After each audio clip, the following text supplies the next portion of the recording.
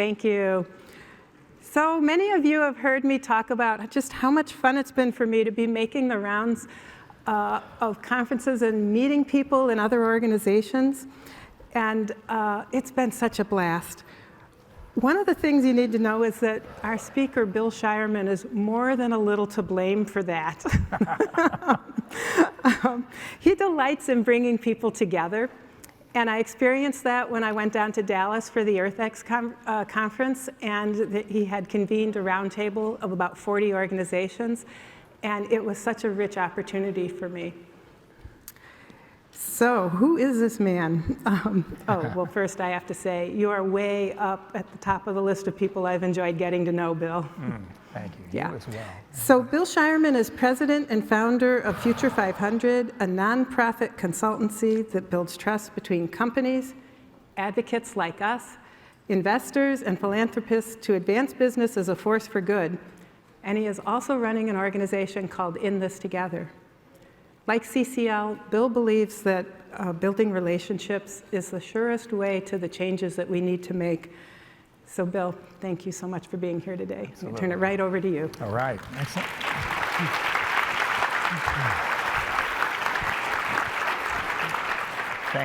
Thank you, Madeline, for that. The affection is returned, and it is really an honor. People say this all the time, but it really is genuinely an honor to be here, to soak a little of this crowd up. It's a privilege to be able to speak to you. It's a responsibility to be at this position at the very end of this conference, your first, I believe, in person post-COVID, when many of you are first meeting each other in person. There is much ahead. I think our greatest stories from this movement are yet to be told. And I look forward to being there with you. I'm going to speak to 3 questions that I've kind of embedded in my remarks here. Number 1, why I love CCL. Who you are, what you do, and how you do it. Number 2, why I believe that your finest moment is just ahead, not long from now. Your patience and your persistence and your insistence that democracy be real is inspiring, and it is about to pay off, not just for you, but for the nation. And third, what opportunity I believe is open almost uniquely to you as an organization and as a community. What role you can fill that no other group that I'm aware of can fill in the next 1 year, 2 years, 6 years, and 10 years. My biggest climate objective, like yours, is to put a price on carbon.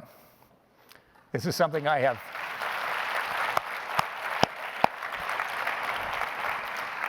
championed for decades now.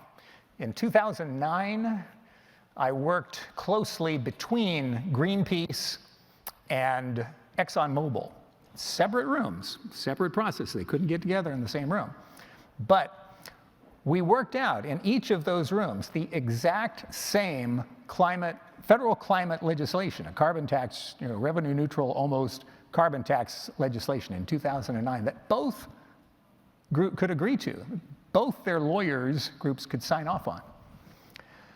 We could have resolved the issue back then if this were an operating full democracy, the kind of democracy that you are capable of bringing us to.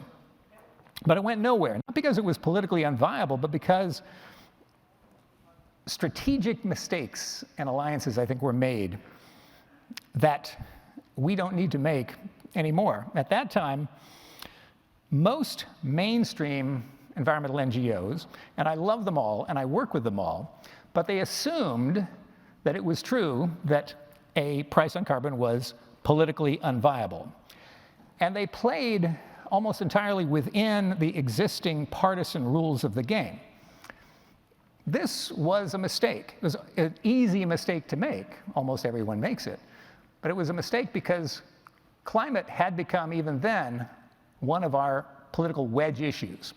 We have 5 wedge issues. Wedge issues are issues that are used by political strategists to keep people wedged apart, to divide the American population, to perpetuate and deepen a culture war. The 5 issues that are all wedge issues right now: abortion, guns, race, immigration, and climate. These wedge issues don't last forever. We can dislodge the wedge. A very smart set of strategists dislodged the marriage equality as a wedge issue a few years ago. And we can follow their course, follow their example. What I want to tell you today is that we have another opportunity right now, coming up right now, not quite for a federal price on carbon, not quite yet. A full frontal campaign for that is probably not the surest way to win it yet. You and we need to take one little step before the opportunity for that opens up. The logic and political opening for a price on carbon will come, but it has to come after we take these steps. So here's what's up. The expected Republican takeover of Congress this November is widely seen as a major threat to climate protection. And it certainly may be. But it is also an opportunity, and it's a huge one if we make it so. Lasting climate protection requires bipartisan support. And this may be one of the perfect moments to secure it. Many environmental groups won't try, however. The top 5 environmental NGOs plan to shift from climate offense to defense after November, scaling up lawsuits, litigation, and resistance to any threat of federal backsliding. And we can all understand why they would want to do it. And it's necessary, but it's not sufficient. There's another job to be done. The war for climate protection is more profitable to the political and media industry than is the resolution of the war. And that reality, even though most people in media, most people in politics, most citizens overwhelmingly want to resolve the issue, their institutions, almost without design, are structured to keep the battle going because it makes more money to do that. So we're going to see a lot of familiar demonizing down the road here, where anything that Republicans do that is in favor of climate protection is going to be belittled and damaged and demonized, and anything that big corporations do as well, especially if they're oil companies. Now, we need everybody in this with us. And the folks in this room are the ones that can invite them in. A little bit about me. I'm president of Future 500. As Madeline said, we bring together people who love to hate each other, capitalists, activists, conservatives, progressives. That's been my job for 27 years, and before that, for about the same number of years, doing it in other ways. I'm a lifelong entrepreneur from the age of 7. It seemed to be programmed into me to start little businesses.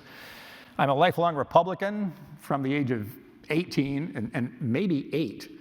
So I used to help my parents fill out their ballots. They thought it was good, good civics practice for me. Lifelong environmentalist since I was 10, certainly the first Earth Day, and deeply concerned about the fate of the planet and all of us. And because of that, a social entrepreneur. I turned my entrepreneurship to social causes. And in the process, I have created a lot of organizations. I looked back the other week and just realized, wow, there's a lot of organizations out there that wouldn't be there if it weren't for the work that I have obsessively been doing with partners all along the way. It's all a team effort. I wrote California's bottle bill years ago. That was my early claim to fame, the most successful, cost-effective such law in the country, and the only one passed with a coalition of capitalists, activists, progressives, and conservatives. I wrote a state agency into existence when the existing one refused to administer the law, and we got a new agency in that could actually do it. Worked with Ralph Nader, started some organizations, worked with Greenpeace and RAN to begin some forestry protection organizations that led to hundreds of commitments by companies to do it. I've done all of those things, but I've been a total failure when it comes to climate. When it comes to protecting climate, that's where I don't have what I want to see and what I know we all want to see in this room. And I know that you are among the critical forces that can bring that into being. So we need to make this succeed. Right now, climate is one of the wedge issues, highly profitable in media and in politics. We need to change that. This needs to be a bipartisan issue. We need our balanced and integrated movement, and that's what CCL really already is. So long as climate is a wedge issue, we are 100% dependent on one party for solutions. And they have no institutional interest in enacting solutions. They have a personal interest. I am not denigrating anyone's commitment, but institutionally, it actually sets them back. It's kind of like when I was leading environmental groups, and I realized when we won a law, we'd lose all our donors. It's like, what kind of reward is that? Oh, we won. You won. I'm moving my money elsewhere. Well, okay, that's logical. Republicans are now making their move on climate. Watch carefully, listen carefully. It's happening right now. A few months ago, a major MAGA donor advisor, someone whose name you all know, wrote to 25 of his top donors to say, our party needs to take a position on climate protection. We need to be part of the solution there, both for real reasons. He was watching all the weather changes, and for the future of the party.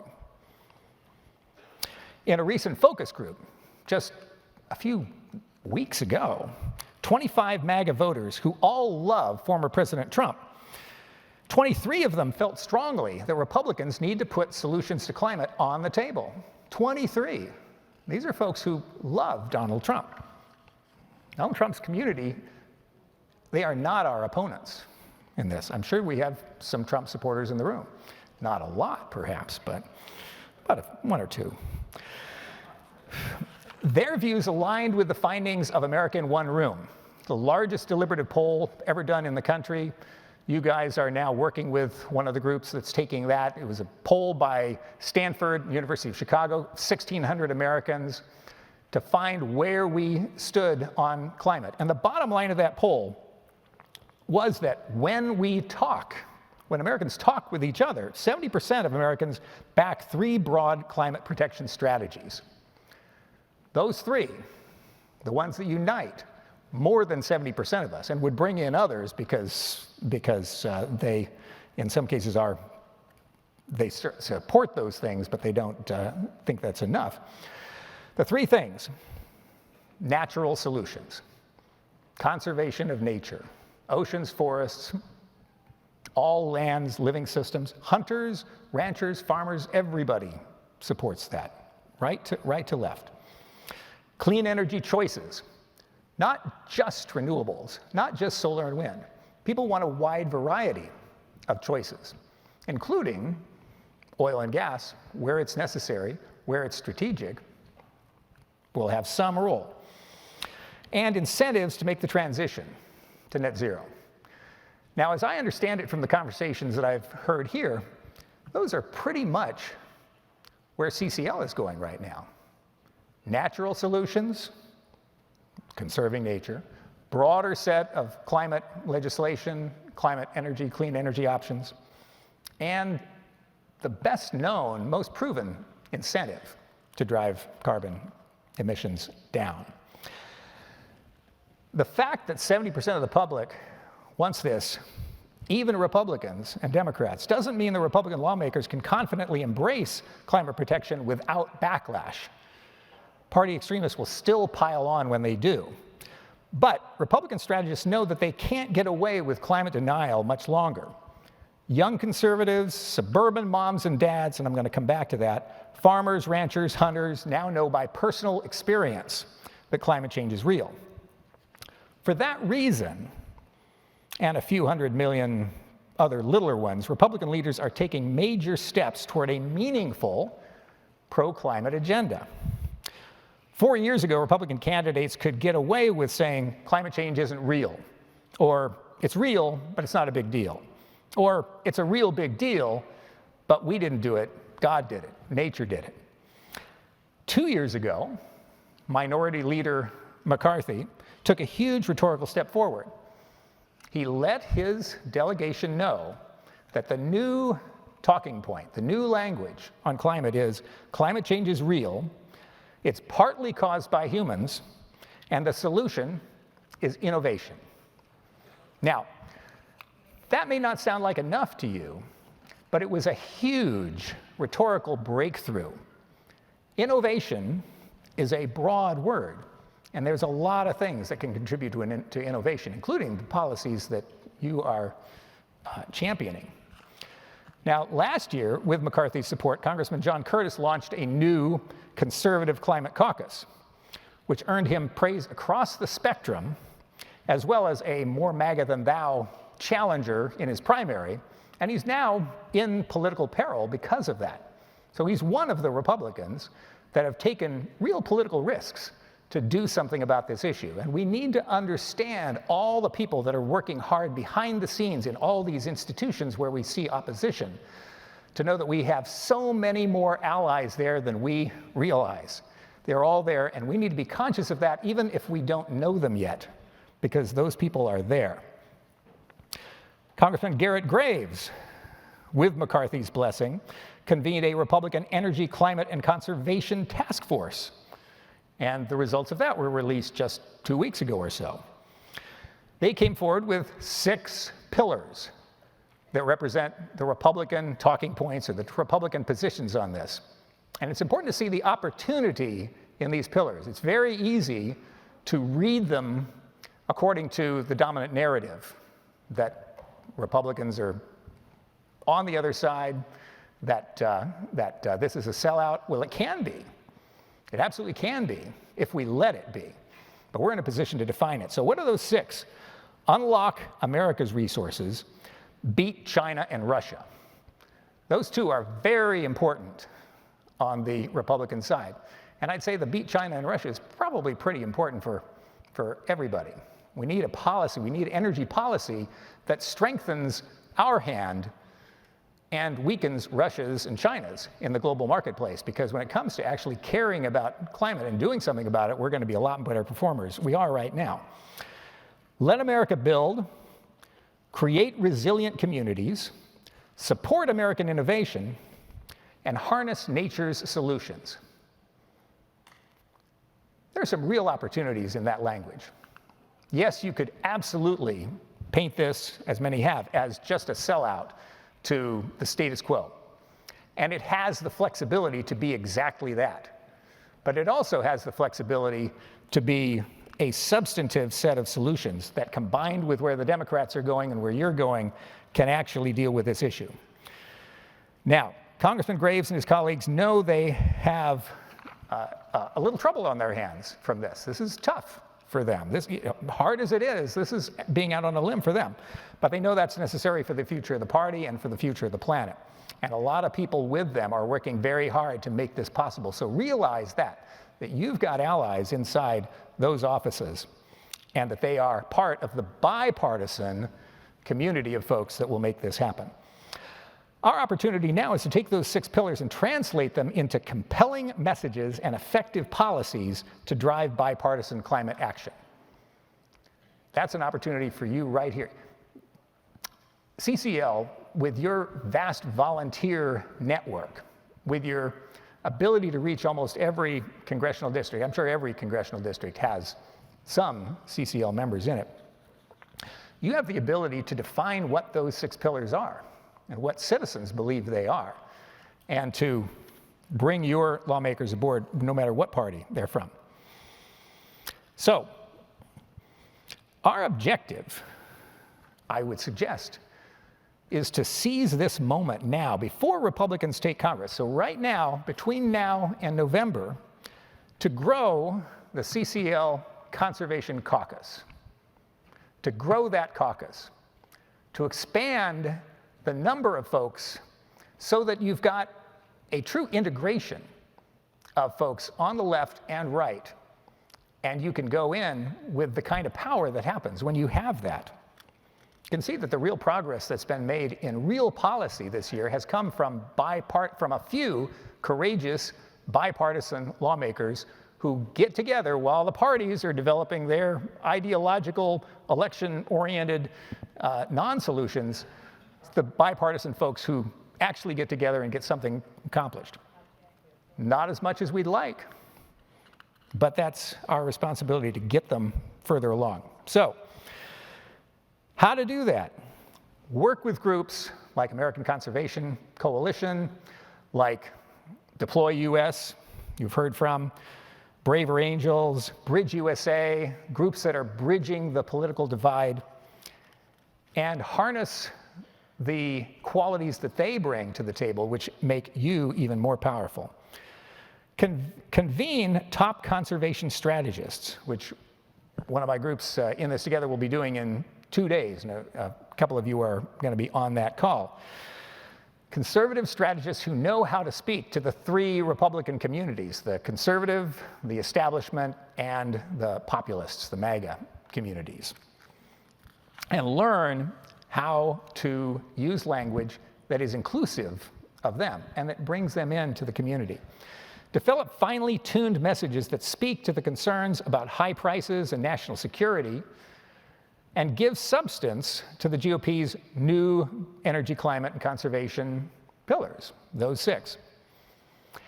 Amplify the voices of pro-climate conservatives, moderates, and bridge builders, including folks like Benji Backer, Alex Bosmosky, who spoke here, Neil Chatterjee, Catherine Hayhoe, Bob Inglis, Manu Meal, Joe Pinion, John Solomon, but most importantly, and this is an organizing reality and opportunity, I think, for CCL, suburban moms and dads. Suburban moms and dads who are going to be choosing who controls Congress and who controls the White House in a few years. Folks who are active in mainstream community-based, community-building organizations in scouting, Girl Scouts and Boy Scouts, they all get badges for doing work in climate. They get badges for doing work in democracy and civics. What a tremendous set of groups to bring into the fold here. Interfaith America, churches, Braver Angels, the bridging community, these are all groups that will round out the movement. Engage citizens in healthy climate discussions in the priority communities and states that we all know. So as you reach out to grow CCL, both right and left, and all of us in between, 70% of us are really in between, focus on those competitive states and communities, 15 states, 40 or so communities, who, when we are active in those communities, those are the communities that will make the final decisions about who represents us in Congress and what they care about. You can use your power strategically, and this is the time to do it. Take out the message that conservatives have real climate solutions, and so do progressives. And the magic is bringing those together. And that's what you have the capacity to do right now. So to answer in reverse order the 3 questions that I started with, what opportunity is open almost uniquely to you? That is to invite the rest of America, the 70% of Americans from left to right who are committed to working together, including the 70% of folks who define themselves in that broad community of Republicans and conservatives, 70% of them are ready to join with us. They're ready to join with us.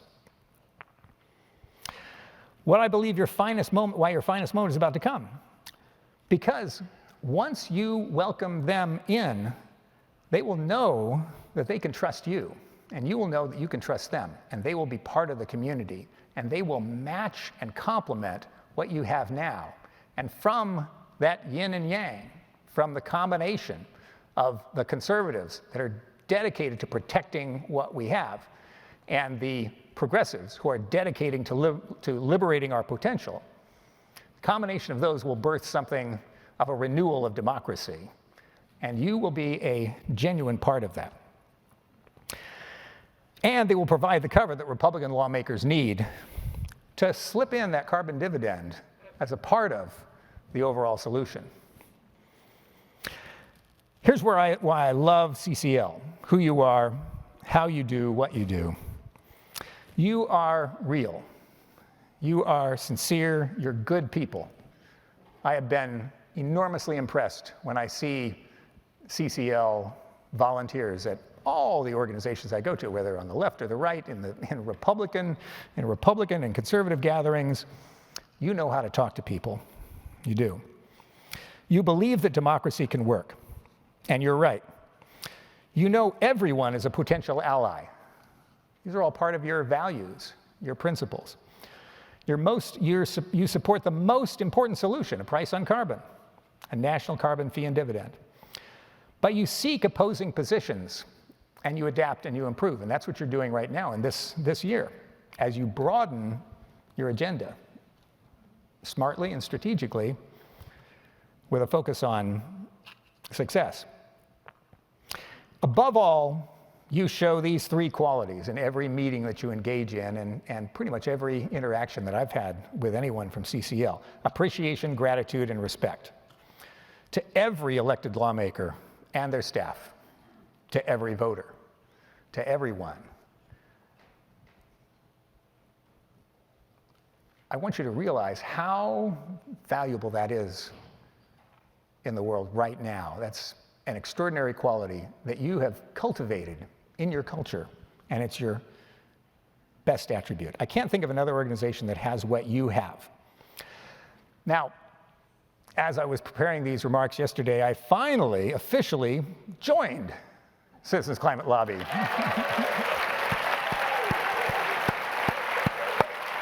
So, I am proud to put my official badge on. I can't believe I've never done this before. But I have to tell you, you are my source of energy. I feel better just being here with all of you. I am proud and motivated and inspired to work with you. It's easy to be pessimistic. It's easy to say that things are too hard out there. There's no way we can get the policies that we need to pass. We have to put up with not enough, not fast enough. It's also appealing to be optimistic, and that is one of your attributes as a group. But let's also be realistic optimists, pragmatic idealists. We know this will test us, but we know that if we stick to our values and our principles, we can do this, and we will. Thank you.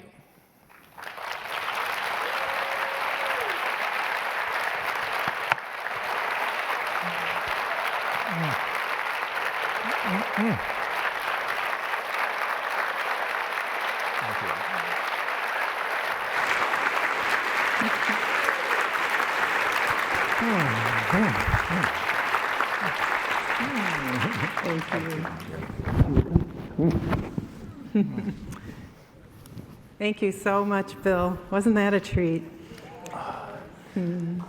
So now, I just want to give you a heads up about the rest of the day, because what a great day it's been. What a great treat. And wait, there's more. Okay, so at 7 o'clock, we have a reception. It's in this room, and that means the hotel staff is waiting outside the door to come in and move these tables out and put other things in. So in true CCL style, don't get up yet though, in true CCL style, we want you to get up and have your conversations about what you're doing next out there in the hall. But the other thing I want you to notice is we didn't give you as much time as usual for the meal break, so that might be a little concerning because we did invite Senator Whitehouse to come at 7 p.m. Now, he's a senator, and you know, you never know when they're exactly going to come, but our track record in February with members of Congress was they were all on time. Now, here's the silver lining. There's going to be a lot of food at the reception. So if you don't have time for the full leisurely meal in one of these fabulous restaurants around here, there's still plenty of food, and I believe there's those cupcakes we usually have too, in case you have to skip dessert. So head on out, have a break, do what you're going to do, and we'll see you back here at 7. The doors will open at 7 out there. Thank you.